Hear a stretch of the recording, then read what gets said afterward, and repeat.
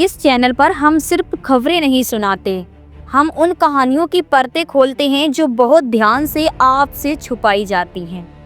आज जो कहानी मैं आपको सुनाने जा रही हूँ वो किसी एक राज्य की नहीं है, किसी एक सरकार की नहीं है और ना ही किसी एक साल की है। आज की कहानी भारत के पर्यावरण से जुड़ी हुई है। सबसे बड़ी, सबसे चुपचाप चलने वाली और सबसे खतरनाक लूट की कहानी। एक सीधा सा सवाल, पेड़ आखिर लगे कहाँ? दोस्तों, जब भी हम प्लास्टिक का बैग यूज़ करते हैं, जब भी हम एसी देर तक चलाते हैं और जब भी हम पानी बर्बाद करते हैं तो हमें थोड़ा सा गिल्ट महसूस होता है। हमें लगता है कि शायद हम ही पर्यावरण को नुकसान पहुंचा रहे हैं। लेकिन आज मैं आपसे एक सवाल पूछना चाहती हूँ, क्या असली गिल्ट आम नागरिक को होना चाहिए या फिर उन लोगों को जिनके पास आज भी 58,000 करोड़ रुपए का ग्रीन फंड है, सिर्फ कागजों और फाइलों में बंद पड़ा है? ये पैसा पेड़ लगाने के लिए था, जंगल बचाने के लिए था, आपकी और मेरी हवा साफ रखने के लिए था। लेकिन सच्चाई ये है कि ये पेड़ जमीन पर नहीं, फाइलों में उगे हैं। ग्रीन स्कैम क्या है, पहले ये समझते हैं। यह कोई छोटा घोटाला नहीं है, यह कोई एक अफसर या एक ठेकेदार की गलती नहीं है। यह एक ऐसा सिस्टम है जो बहुत सोच समझकर डिजाइन किया गया है। एक ऐसा सिस्टम जहां जंगल काटने की अनुमति नहीं है। पैसा पेड़ लगाने के नाम पर लिया जाता है, लेकिन असली पेड़ कभी लगाए ही नहीं जाते हैं। और सबसे खतरनाक बात, सब कुछ कानूनी दिखता है। अब इस पूरे स्कैम को समझने के लिए हमें पीछे जाना होगा। साल 1980 में उस समय भारत में आया फॉरेस्ट कंजर्वेशन एक्ट। तब देश की प्रधानमंत्री थी इंदिरा गांधी। इस कानून के पीछे सोच बहुत साफ थी। अगर कोई कंपनी, कोई माइनिंग प्रोजेक्ट या कोई बड़ा इंफ्रास्ट्रक्चर प्रोजेक्ट जंगल की जमीन लेना चाहता है तो उसे बदले में उतने ही क्षेत्र में नए पेड़ लगाने होंगे। इसे कहा गया था कंपल्सरी ऑफरेस्टेशन, यानी जितना जंगल काटोगे उतना ही जंगल कहीं और उगाओगे। कागज पर यह कानून पर्यावरण के लिए वरदान था, लेकिन असली कहानी इसके लागू होने के बाद शुरू होती है। साल 2002 में सुप्रीम कोर्ट में TN गोदाबर्मन केस चला। इस केस में कोर्ट ने देखा कि कंपनियां पैसा दे रही हैं, लेकिन राज्य सरकारें उस पैसे का सही यूज नहीं कर रही हैं। इसीलिए कोर्ट ने कहा, अब कंपल्सरी ऑपरेशन का सारा पैसा एक सेंट्रल अकाउंट में जमा होगा ताकि पारदर्शिता रहे, हिसाब रखा जा सके, कोई राज्य पैसा दबा न सके। यहीं से बना CAMPA, compulsory afforestation fund management and planning authority. देश ने इस फैसले का स्वागत किया, लगा कि अब चीजें सुधरेंगी। लेकिन यहीं से असली खेल शुरू हुआ। पैसा तो जमा हुआ पर जंगल नहीं।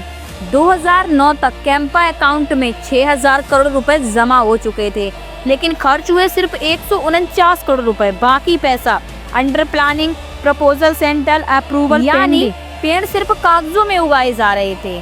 सवाल पूछने की सजा।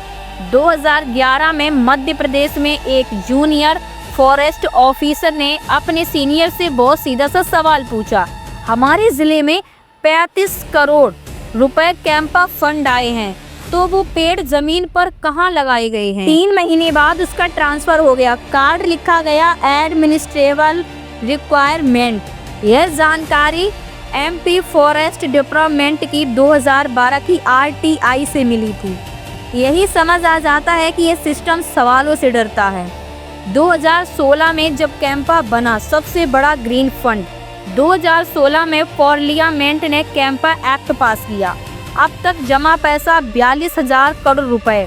मीडिया ने इसे कहा इंडियाज बिगेस्ट ग्रीन फंड, लेकिन जमीनी सच्चाई कुछ और थी। पैसा रिलीज हुआ पर खर्च नहीं हुआ। 2017 से 19 के बीच हजारों करोड़ रुपए रिलीज हुए, लेकिन असली खर्च सिर्फ 30% के आसपास रहा, यानी 10 रुपए आए और 3 रुपए जमीन तक पहुंचे।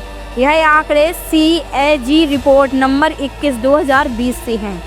जमीन पर क्या हुआ, सच्चाई बहुत डरावनी है।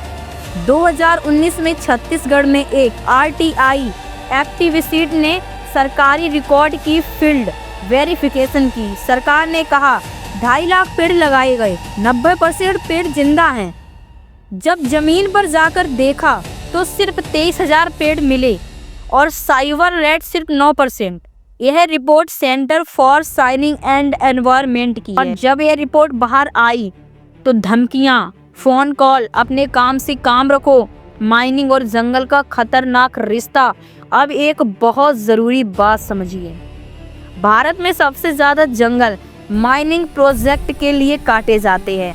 2015 से 20 के बीच 1.2 लाख हेक्टेयर जंगल माइनिंग को दे दिए गए। कंपनियों से लिया गया 18,000 करोड़ रुपए का मुआवजा, लेकिन सैटेलाइट स्टडी बताती है कि असली पेड़ सिर्फ 20 से 25% इलाके में लगे, यानी बाकी पैसा हवा में उड़ गया। सरकारी नियम कहता है कि लगाए गए पेड़ों में कम से कम 80% 3 साल तक जिंदा रहने चाहिए, लेकिन सच्चाई झारखंड में 10 लाख पेड़ कागजों में और वेरिफिकेशन 0।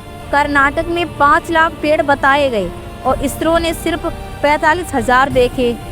असल औसतन 18 से 22%।